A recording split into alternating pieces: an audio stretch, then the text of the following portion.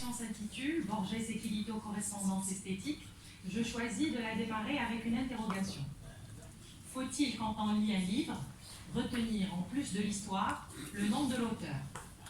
Cette question de Peter Quilito, qui se trouve dans l'avant-propos de L'auteur et ses doubles, paru en 1985 aux éditions du Seuil, dans la collection poétique, aurait pu servir d'exergue à plus d'un texte de Borges. Pourtant, lorsque l'écrivain marocain rédige son ouvrage, consacré aux supercheries littéraires dans le corpus arabe, ouvrage devenu depuis un classique, celui-ci n'avait pas encore fait la connaissance de l'auteur argentin. C'est une lecture tardive de fiction qui fera in extremis découvrir à Quilito l'univers de Tlön et des Tlöniens, et qui le résout, avant de boucler son manuscrit, à ajouter une note de bas de page qui renvoie à Tlön Uqba Orbis Tertius, cette nouvelle qui constitue pour de nombreux critiques une biographie de la pensée borgésienne. Par ce renvoi, Quilito signalait indirectement que l'utopie de Tlön a quasiment été, par certains aspects, une réalité dans la littérature arabe ancienne. Autrement dit, les littérateurs arabes auraient été des borgésiens avant l'heure. À la sortie du livre, on voit dans cette note l'indice de l'influence qu'aurait exercé l'écrivain argentin sur l'ensemble de l'ouvrage. Depuis cette date, Borges intègre la liste des auteurs anciens et modernes que Quilito fréquente assidûment. Je citerai donc Kafka, Cioran, Ovid, Dostoïevski, Ibn Hazm, Al-Jahez, Al-Ma'arri, Cervantes, Joyce, Melville. Des noms de la littérature universelle qui lui tiennent compagnie et qui ont, je cite, jusqu'à un certain point, façonné sa vision du monde. Mais si avec l'ensemble de ces écrivains, Quilito entretient une relation quasi obsessionnelle qui se traduit formellement dans son œuvre par une hypertrophie de citations et un foisonnement de références livresques, le lien qui lie son œuvre à celle de l'écrivain argentin ne trahit pas seulement un exercice d'admiration, mais un ensemble de traits communs, au premier rang desquels nous plaçons la thématisation de la littérature. En effet, tout comme Borges, Quilito a su instaurer la bibliophilie comme condition à l'écriture. Mais le rôle premier de la littérature, dit-il, n'est-il pas de travailler sur elle-même, de faire d'elle-même son propre sujet? Cette prééminence de la réflexion littéraire est d'autant plus importante qu'elle fait fi chez les deux auteurs de tout raisonnement d'ordre générique. Si les textes de Quilito, au mépris des conventions de genre, accordent systématiquement une place centrale à des problématiques liées à l'écriture ou à la lecture, l'œuvre borgésienne porte en abîme des pans entiers de la littérature universelle dans une sorte d'œcuménisme culturel qui permet, comme le dit si bien Jean-Pierre Bernès, de réconcilier les langues de Babel dans un réseau vertigineux d'interférences. Fin de citation. On parle donc d'une intertextualité des plus fécondes qui révèle chez les deux écrivains le même rejet de l'histoire littéraire. Ce parti pris qui désacralise l'ordre d'appartenance des écrivains à un siècle ou à un courant pourrait expliquer la prédilection de Borges et de Quilito pour les supercheries littéraires. Alors que l'auteur argentin fait réécrire le Quichotte à Pierre Ménard et écrire l'approche d'Al-Mu'tasim à un certain Mir Barador Ali, Peter Quilito marque de sa propre empreinte le traitement des supercheries littéraires dans la fiction.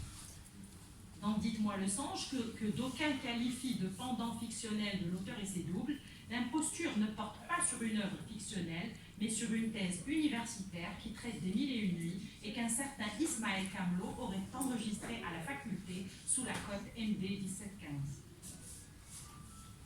Les correspondances entre les deux écrivains ne s'arrêtent pas là. Nous pourrions évoquer dans le sillage de l'hybridité générique le même attrait pour les formes brèves. Des formes pourtant, préciserons-nous, où la digression a toute sa place. En matière de construction des personnages, nous pourrions également relever chez Borges et Quilito la même logique du flou, le même antipsychologisme, ainsi qu'un goût prononcé pour le générique et les interversions. Enfin, nous ne manquerons pas de souligner la prédilection des deux auteurs pour la répétition. Si chez Borges, cette figure inspirée du mythe de l'éternel retour de Nietzsche trouve sa plus belle illustration dans l'allégorie du labyrinthe et des duplications formelles et thématiques qu'elle induit, elle est l'indice chez Quilito d'une écriture circulaire spectaculaire qui produit immanquablement une impression de déjà-lu. Cette impression, dit-il, découle du fait que je revisite souvent les mêmes livres, les mêmes auteurs, à chaque fois cependant avec un éclairage nouveau. Fin de citation. Et Quilito de préciser, j'avais remarqué cette tendance chez Borges et chez Bakhtin, et je m'étais promis de ne pas tomber dans ce qui me semblait alors un travers, jusqu'au jour où je me suis aperçue qu'on ne pouvait écrire qu'en se répétant. Fin de citation. À travers des autocitations, des reprises, des prolongements, voire même des appels au sens juridique du terme, les textes de Quilito entrent dans un jeu de duplication, de reprise et de résonance, soit les uns avec les autres, soit avec de grands textes de la littérature universelle. L'attrait exercé sur lui par l'œuvre de Borges le conduira non pas à reprendre ou à citer certains textes de ce dernier, mais à les réécrire. Cette opération prend le plus souvent la forme d'une répétition créative qui consiste à exploiter les potentialités d'une idée, d'un commentaire ou à prolonger une réflexion. Ainsi, lorsque Quilito écrit La Punition, une nouvelle qui se trouve dans Le Cheval de Nietzsche, il entreprend certes de transposer dans la fiction des problématiques de la forgerie et du plagiat, longuement analysées dans L'Auteur et ses doubles, mais ce faisant, il rend également intelligible l'utopie de Tlön. En effet, son personnage écrivain, qui venait de recevoir un exemplaire de son nouveau livre, n'insista point pour expliquer à sa fille que le volume qu'il lui présentait avait été créé par lui et non pas copié comme elle l'imagine. Il préféra, nous dit le narrateur, la maintenir dans son innocence, dans ce monde magique où n'existe ni originalité, ni plagiat, ni forgerie, où tout texte est l'exacte reproduction d'un autre et où la marque personnelle se limite à la forme des caractères et aux inévitables fautes d'orthographe. Fin de citation. Derrière l'anecdotique se profilent pour le lecteur averti l'esquisse de cette vision clonienne de la littérature qui devient, comme le dit si bien Gérard Genette, un espace homogène et réversible où les particularités individuelles et les préséances chronologiques n'ont pas cours. Dans l'utopie littéraire, article que Genette consacre à Borges en 1964, ce dernier met en avant ce sentiment écuménique qui fait de la littérature universelle une vaste création anonyme où chaque auteur n'est que l'incarnation fortuite d'un esprit intemporel et impersonnel. Fin de citation. Une vision qui peut très bien s'illustrer dans le phénomène de la métempsychose, tel que l'explique Quilito dans le chapitre Métempsychose du poème, dans L'Auteur et ses doubles. La poésie, dit-il, est le nom d'une réincarnation continuelle, d'une métempsychose subtile. Tout poème, déclare-t-il, a des vies antérieures dont le souvenir se perd, si bien que l'effort d'anamnèse ne ramène au jour que des bribes de matière qui ne rendent pas compte de la forme unique, irremplaçable et glorieuse du poème considéré. Fin de citation. Nous pourrions également méditer ce passage où Quilito explique que tout poème a une mémoire et qu'il importe que, au moment de la réception, cette mémoire soit pervertie, voilée, en sorte que l'auditeur ne reconnaisse que vaguement les 1001 poèmes qui soutiennent le poème qu'on lui récite. Fin de citation. C'est peut-être cette croyance selon laquelle un texte littéraire a plusieurs vies et la conviction que le temps des œuvres n'est pas le temps défini de l'écriture, mais le temps indéfini de la lecture, la phrase est de Genette. Donc c'est cette conviction qui fait réécrire à Quilito une conférence de Borges sur la Divine Comédie. À propos de ce titre phare de la littérature universelle qui l'a accompagné durant de nombreuses années, l'auteur argentin déclare « Je tiens cette œuvre pour le sommet de la littérature, de toutes les littératures. Il s'agit du fait qu'aucun livre ne m'a procuré des émotions esthétiques aussi intenses. » Fin de citation. À l'égard du lecteur potentiel, Borges signale que c'est un livre qu'il faut lire naïvement, la Divine Comédie. Il faut la lire naïvement avant d'entreprendre d'en déchiffrer les allusions mythologiques. Si je l'ouvre demain, ajoute-t-il, j'y trouverai encore des choses qui m'avaient échappé. Lorsque Quilito reprend ce texte dans lequel Borges commente 2 épisodes du chef-d'œuvre italien, il choisit contre toute attente le cadre générique de la fiction. Dans la nouvelle intitulée Dante, le personnage narrateur arrive plus tôt que prévu dans la maison de F, qui, prise de court, conversation dans le bureau.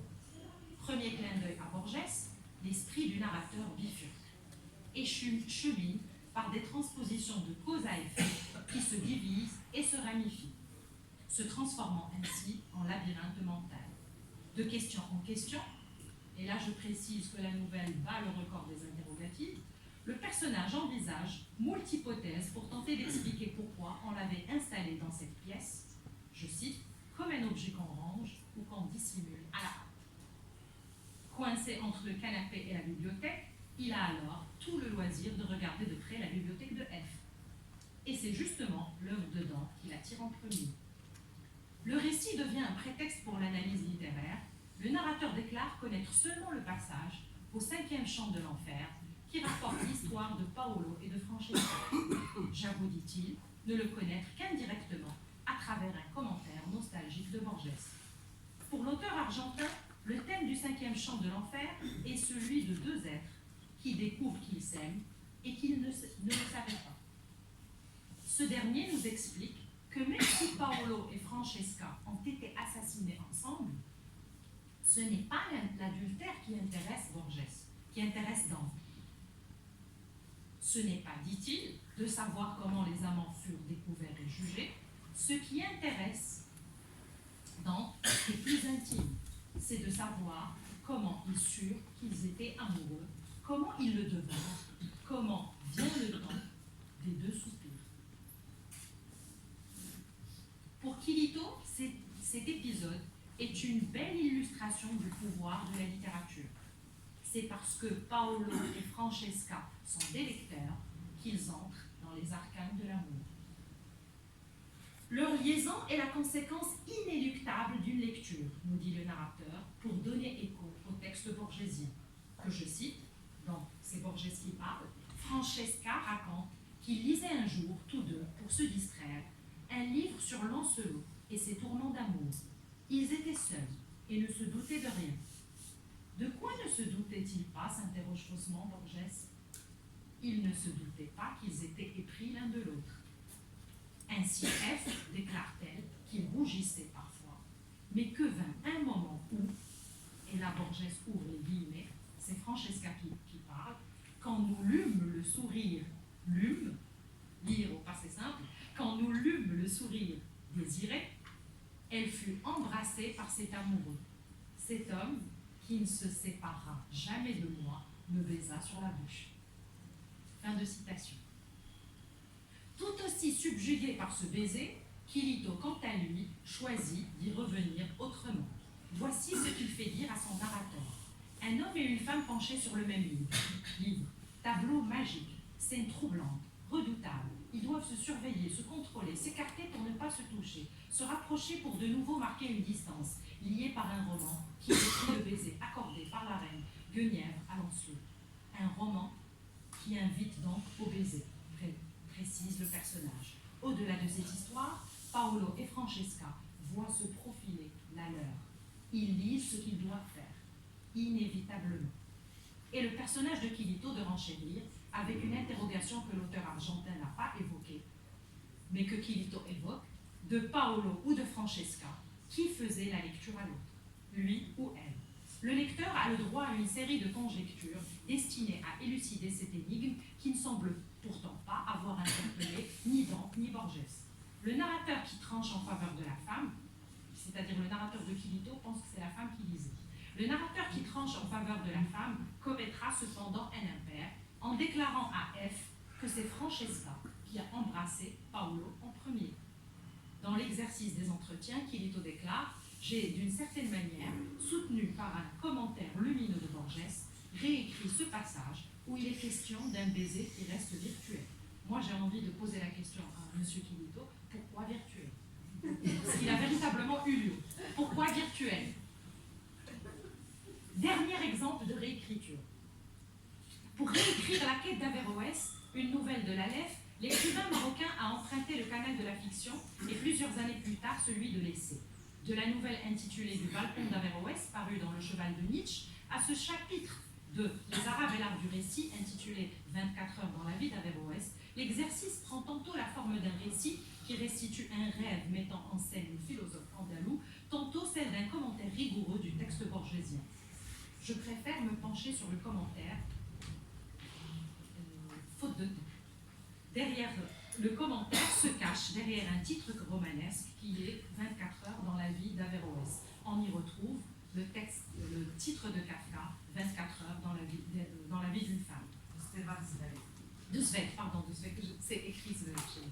Si la critique a surtout vu dans la quête d'Averroès une fable théorique qui transforme une difficulté de traduction en problématique théorique et qui éclaire l'idée d'un réaménagement du système de genre, là je cite Marielle Massé dans le genre littéraire, qu'il faut transcender cette lecture pour soulever des questions passées jusque-là inaperçues, à la fois pour Ernest Renan et pour Borges lui-même.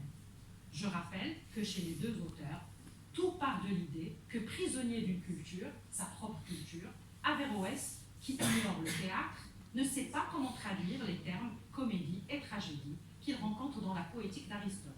Et il les rend donc par des vocables issus du système littéraire arabe, donc il les rend par panégyrique et satire.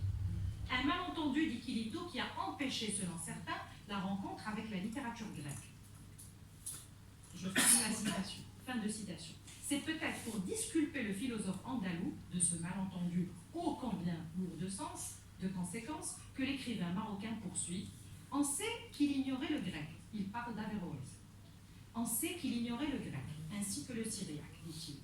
Or, c'est en syriaque que la poétique a d'abord été traduite. Et à partir de cette langue, une version arabe en a été réalisée au Xe siècle. Comme le dit Borges, Averroès travaillait sur la traduction d'une traduction.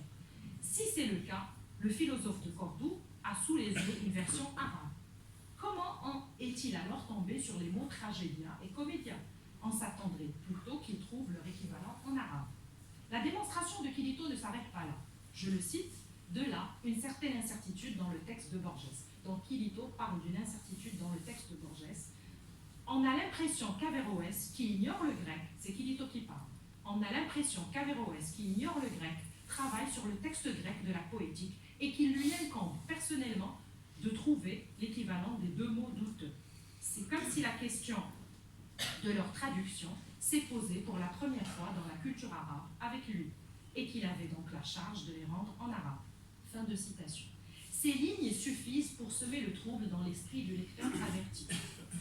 Et si Averroès n'y était pour rien dans ce rendez-vous raté avec le théâtre, dont pourtant les exégètes de la poétique le rendent responsable? Bientôt fini. Mais en invalidant un argument de taille de l'auteur argentin, Kilito fera vite de dissiper tout doute dans notre esprit. Reprenons ce que Borges a écrit. C'est Kilito qui parle. Il y parle comme un professeur. Reprenons ce que Borges a écrit, dit-il, à savoir qu'Averroès avait en vain compulsé les deux versions du nestorien Hunayn ibn Ishaq et Abu Bashar Meta. Borges dit Meta et Kilito dit Mata, mais là je cite Borges avec eux. Il s'agit selon toute apparence de la version arabe de la poétique. S'il en est ainsi, dit Kilito, Averroès n'avait pas besoin de se tourmenter pour trouver des équivalents en arabe de tragédien et de comédien. Il les aurait rencontrés chez les deux traducteurs, donc déjà traduits.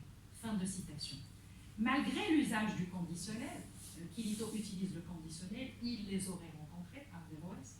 Malgré l'usage du conditionnel, l'argument de Kilito prend l'allure d'une preuve. Une preuve qui réhabilite le philosophe courdouan et répare une injustice. Ce n'est donc pas Averroès qui a commis l'irréparable et privé les Arabes de la découverte du théâtre.